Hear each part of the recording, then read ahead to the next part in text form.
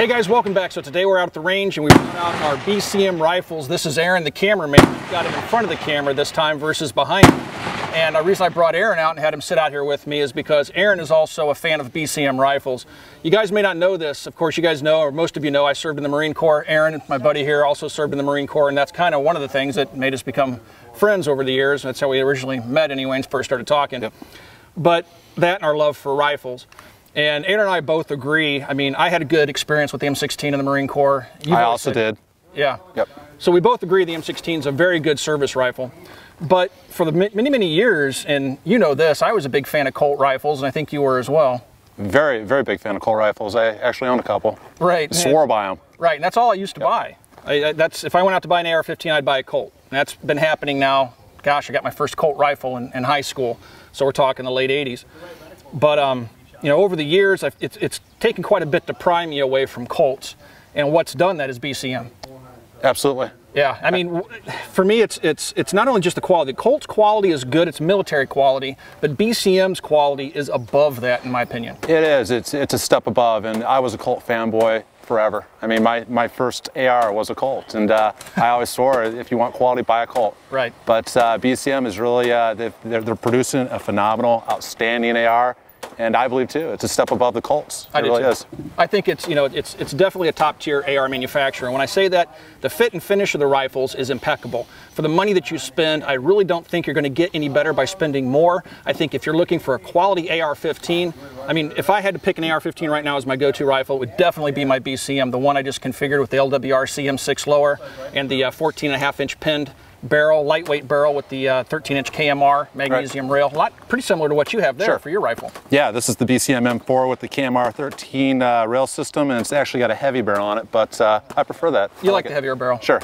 The heavier barrel typically gives you a little bit more stability when you're shooting long range offhand and stuff like that. Absolutely. Yeah. Absolutely. And when you say heavy, it's not that heavy of a rifle. No, it's just not a carbine barrel. It's not a pencil barrel. So it's got a little bit of weight to it, but like I said, I prefer that. And what do you think of that KMR, that lightweight rail? You know what? I'm still playing with it, but I like it. I like how it feels. I like that it's cut the weight out of it. But yeah, it's at first it was kind of strange, but it's growing on me. You know what's changed over the years? I remember when the rails first came out, everybody was doing quad rails, added a lot of weight, and the rails were really thick. Yeah, they're very big. And this is a complete departure from that. This is very lightweight and very narrow. Yep. But I like the way that narrow feels. The Jack carbine that I have here, now this is a rifle, it's absolutely gorgeous. I really like the Jack. The Jack has this disruptive gray. This is a collaborative effort between BCM and Haley Strategic. This is how Travis Haley chose to set this rifle up.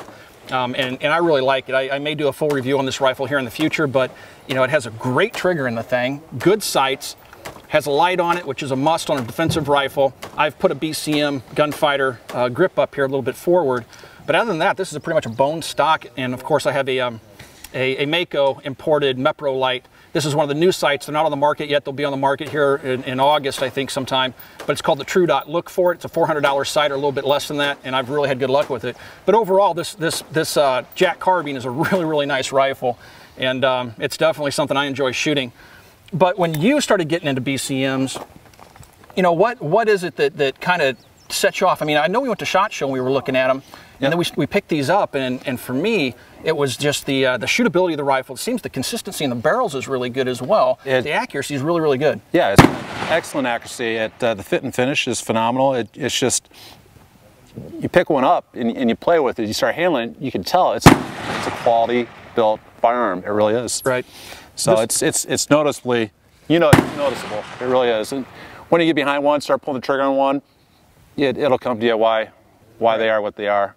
You modified yours a little bit. I know you've yet to pick a sight for it. You're still looking for what you want to use on the rifle, but you went ahead and put a Geisley trigger in it.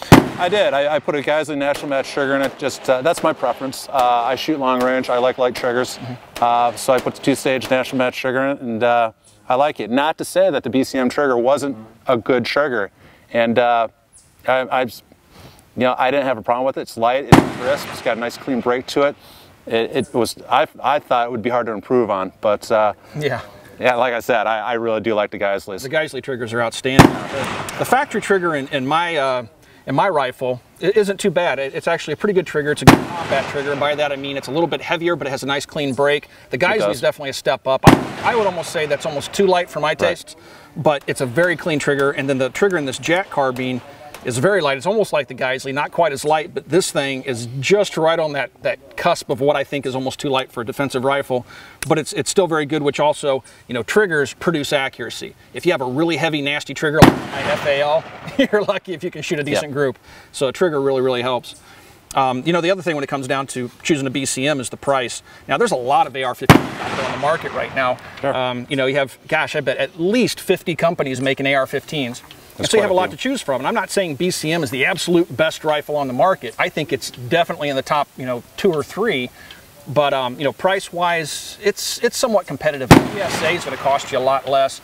It's maybe a little bit more than a Colt. It depends on how you configure it. Now, these KMR uppers are really expensive. I mean, you're like over $700 for an upper with that KMR on it. But I think if you're really looking for an AR-15, when people come in the shop and ask me, hey, I'm looking for my first AR-15, I have $1,000, a little bit more to spend, what should I get?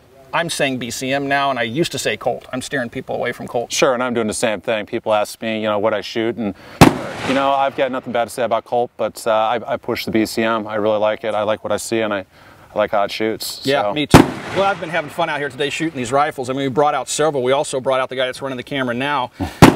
He just recently picked up a BCM rifle. Sure. And, you know, he's enjoying his rifle as well. So, anyway, let's, I think we've been talking about BCM long enough here, guys. I'll probably wind up doing a review on this rifle, the Jack I have here. Maybe Aaron will talk about his rifle more in the future, but you're definitely going to see BCM a lot more on the channel. You've probably noticed the hat where I think pretty much in every video in the last half year or so. But if you guys have any questions about anything you've seen in this video, you can ask those questions on our Facebook page. You can find us on Facebook at facebook.com/military arms. Also, please swing by and check us out at Copper Custom, and that's www.coppercustom.com. Thanks for watching, everybody. We'll talk to you guys soon.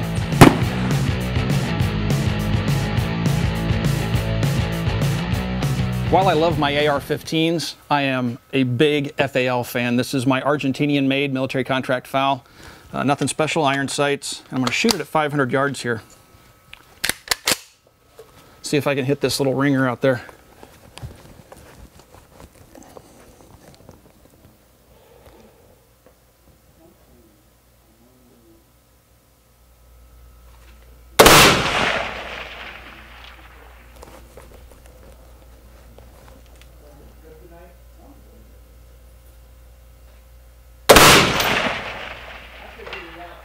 There's one.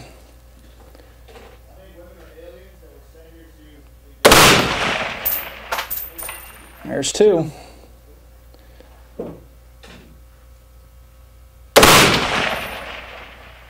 There's three.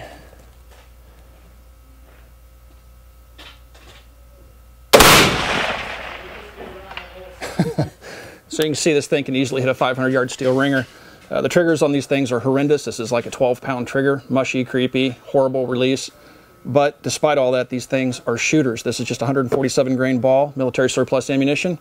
And yeah, if you're on the fence about buying an FAL, I suggest getting one. It's one of the classic military service rifles.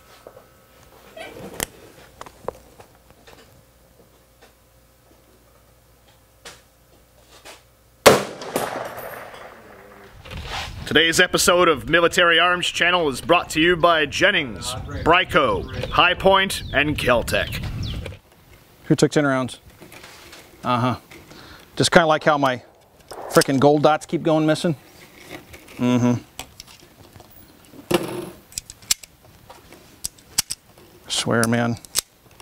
Cameraman shoots up all my gold dots, claims it was an accident, and tries to pass off missing ammo out of a new box as store fraud. Yeah.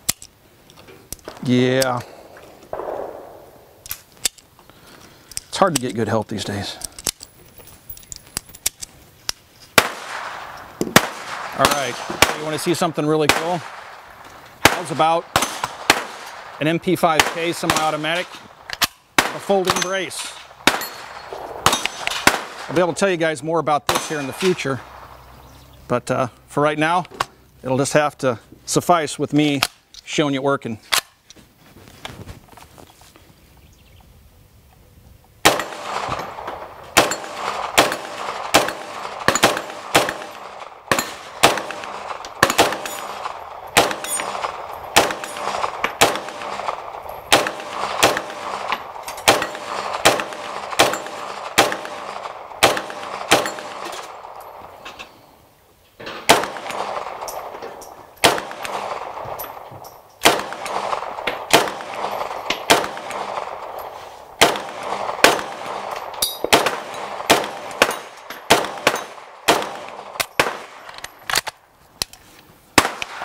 Yeah, that's pretty cool. Copper Custom will have these shortly.